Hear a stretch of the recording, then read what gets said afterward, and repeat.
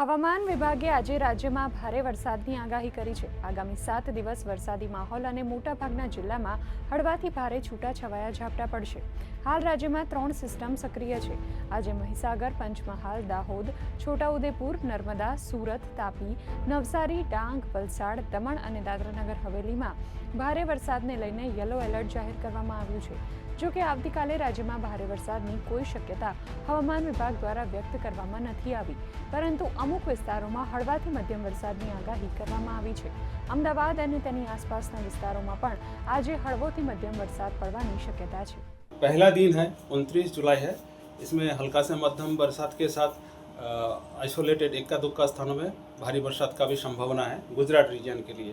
और बाकी दिन आपका हल्का से मध्यम बारिश होने का संभावना है दोनों क्षेत्रों में, गुजरात रीजन और सौराष्ट्र पर, दोनों रीजन के लिए.